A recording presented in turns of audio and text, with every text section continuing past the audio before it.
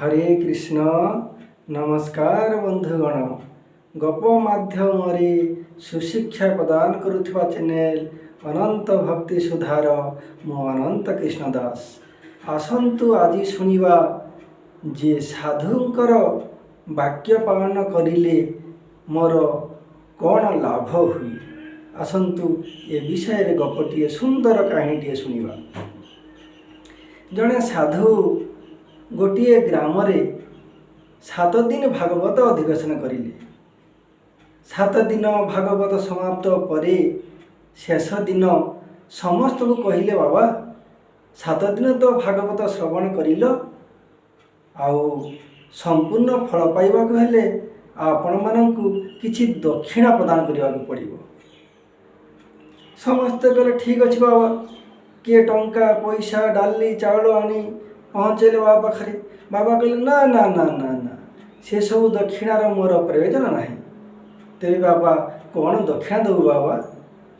से बाबा कहले देख समस्तंकर जहा खराब अभ्यास अच्छी ताहा दक्षिणा स्वरूप मते देई तुमको छाड़वा पड़ो। अर्थात किए हुए तो पान खाऊच कह बाबा मु आज पान टे छाड़देली। किए बीड़ी खाऊच ता बीड़ी छाड़देली। किए गंजेई खाऊच मु गंजेई छाड़देली। किए मद खाऊच मु मद छाड़देली। यहाँ ही मत दक्षिणा स्वरूप दियो। आउ समस्ते राजी हो गले ठीक अच्छे बाबा। किए मद किए गंजेई किए पान बीड़ी ये दक्षिणा स्वरूप छाड़देले। आउ जार कुअभ्यास नहीं अनेक कहले बाबा यार कुअभ्यास नहीं तो ये कौन करिवो ना। बाबा कहले देख जार कुअभ्यास नहीं से किसी गोटे नियम करू जे 4टारे उठिबी डेली भगवान गोटे फूल देवी बा तुलसी टिके पानी देवी सुंदर नियम करू। समस्ते राजी हो गले। समस्ते ये दक्षिणा स्वरूप किछि किछि नियम बा किछि परित्याग करी घर गले। किंतु गोटे कथा है कौन ना जने कंजूस सेठ अर्थात कोटिपति करोड़पति बास करूए सी किंतु आसी ना से दिन। समस्ते बाबा पाखे कहले बाबा अमुक लोकटी आसी ना कंजूस से सेठ लोकटी आसी ना डाक डका है। से आसिले आसी कहले तुम आसीना कहीं ना कहले मोर अन्य कार्य थिला आसी ना। हाँ से जाओ समस्ते किछि किछि दक्षिणा देइछंती आपण कौन दक्षिणा देवे कहतु। दक्षिणाटी कौन ना किछि पड़ो गोटी गोटी। सेठ कहले मु तो किछि न कले चली पारिबिनी।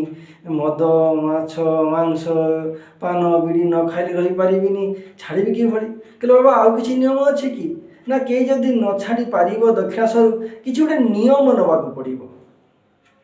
से कहला ठीक अच्छे मु तो कौन नियम नेबी 4टारे ना उठी पारिबी ना। अच्छा मु गोटे नियम नौची आम घर कुंभार बास करूए मु प्रत्येक दिन सकाळू से कुंभार मुह देखी तापर पानी पान करी। बाबा राजी हो गले। लोक मैंने कहले ये की नियम गोटे भल नियम तो नियो। बाबा कहले ना ठीक अच्छे जहाँ नौ से नो ता इच्छार से जा नौछि नो। यही नियम नहीं घर को गला। यही 12 वर्ष प्रत्येक दिन सकाळू उठे घर पाख पड़िशार कुंभार घर को जाए कुंभार मुह देखी आसी पानी पाए अन्न इत्यादि खाद्य सेवन करे। कुंभार मुह न देखिला पर्यंत से किछि पानी भी ग्रहण करे ना। एमती 12 वर्ष बीती जाइछि। दिने ये सेठ अन्य कार्य जाइछि और राति रे फेरी पारि ना। तापर दिन सकाळे 8टा बेलू आसी पहुँची गला। भोक लगिलानी जोर सर घरे आसी सांगे सांगे दौड़िया को आरंभ कला से कुंभार घर को। स्त्री कहले अरे आपात टे बस टे पवन रे बस टे खाई जाओ। तो ना ना मुझ शीघ्र टे आसे कुंभार घर। ता स्त्री बा जानिबो कि भली ये नियम करिसेंती बोली। चली गले कुंभार घर को। कुंभार घरे नहांती कबाट बंद अच्छी ठक ठक कले। कुंभार स्त्री बाहरी आसिले पचारे जे कुंभार कुआड़े गले कि ना से जाइछंती पर्वत दौड़िला से पर्वत घर पाखक ଯେ ଖୋଜି ଖୋଜି ଖୋଜି ହୋଇ ଯାଇ ତଳେ ଛିଡ଼ା ହେଇ ଦେଖିଲା କୁମ୍ଭାର ପର୍ବତ ଉପରେ ମାଟି ଆଣୁଛି। ଆଉ କ'ଣ ହେଇଛି ନା କୁମ୍ଭାର ମାଟି ଆଣୁ ଆଣୁ ଗୋଟିଏ କଳସୀ ପାଇଯାଇଛି। କଳସୀଟା ଖୋଲି ଦେଖେ, ମୁହଁ ଦେଖେ, ତା ଭିତରେ ସୁନା ଭର୍ତ୍ତି। ସିଏ ଭାରି ଖୁସି ହେଇଗଲା, ନାଚିବା ପାଇଁ ଆରମ୍ଭ କଲା। କହିଲା କାଳେ କେହି ଦେଖିନା ତ, ସୁନାର କଳସୀ ଭିତରେ ସୁନା ଫୁଲ। ଇଏ ତଳେ ଖୋଜି ଖୋଜି ଯାଇ ସିଏ ତେଣୁ ଇଆଡ଼କୁ ଅନେଇଛି, ୟାର ଦର୍ଶନ ହେଇଯାଇଛି, ଆଖି ପଡ଼ିଯାଇଛି। କହିଲା ମୁଁ ଦେଖିନେଲି କହି ନାଚିବାକୁ ଆରମ୍ଭ କଲା। କିଏ ସେଠ? କହିଲା ମୁଁ ଦେଖିନେଲି।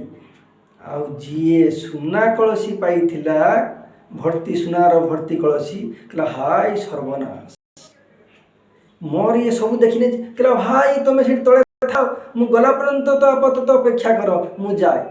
କହିଲା ଠିକ୍ ଅଛି। 12 ବର୍ଷ ଯାହାକୁ ଦର୍ଶନ କରିଛି ତଳକୁ ଆସିଲା। କହିଲା ଭାଇ କ'ଣ ଦେଖିନେଲ? କହିଲା ନା ସେ କଥା କିଛି ନୁହେଁ।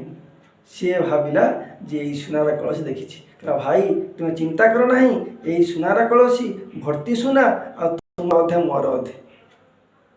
ଏଇ କଥା କହିଲା। କିନ୍ତୁ ଏଇ କଥା ଶୁଣି ସାରିଲା ପରେ ହଠାତ୍ ଯେ ସେଠର ମନରେ ଆଘାତ ହେଲା। କହିଲା ଆରେ ଇଏ କ'ଣ, ମୁଁ ଦେଖିକିରି ପାଣି ପିଇବି ବୋଲି ଆନନ୍ଦରେ ଖୁସିରେ ନାଚୁଛି, ଆଉ ଇଏ କହୁଛି ସୁନାର ଅଧେ ସୁନା ତୁମର। ବସି କାନ୍ଦିବାକୁ ଆରମ୍ଭ କଲା। ଆଉ ଇଏ ତ କୁମ୍ଭାର ତ ଆଶ୍ଚର୍ଯ୍ୟ, କଳସୀ ଦେବି ଅଧା ଦେବି କହିଲି, ଏ କ'ଣ କାନ୍ଦିବାକୁ କଲା କ'ଣ, କାଳେ କହିଦେବ ନା କ'ଣ? କହିଲା ନା ଭାଇ କାନ୍ଦୁଛ କାହିଁକି? ନା ଭାଇ ମୁଁ କାନ୍ଦୁଛି ଏଇଥିପାଇଁ, ସେ ସାଧୁଙ୍କ ବାକ୍ୟ ପାଳନ କରି ତୁମର ମୁହଁ 12 ବର୍ଷ ଦର୍ଶନ କରି ଆଜି ମୁଁ ଖାଉଥିଲି, ତାରି ଫଳରେ ଆଜି ଅଧେ ସୁନା ପାଉଛି। ଆଉ ଯଦି ମୁଁ ପ୍ରତ୍ୟେକ ଦିନ ସକାଳେ ଉଠି ଭଗବାନଙ୍କର ମୁହ ଦର୍ଶନ କରି ମୁଁ ପାଣି ପାଇଥାନ୍ତି, ତାହେଲେ ମୋର ଯେ କଲ୍ୟାଣ ହେଇଥାନ୍ତା। ବୋଲି ବୃନ୍ଦାବନଚନ୍ଦ୍ର କି ଜୟ।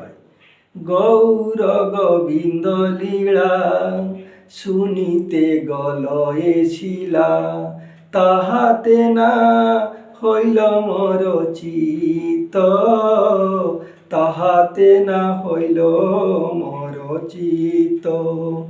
জীবন হইল শেষ, রহিগেল অবশেষ, জীবন হইল শেষ, রহিগেল অবশেষ, কে মনে হইবে মোর হিত।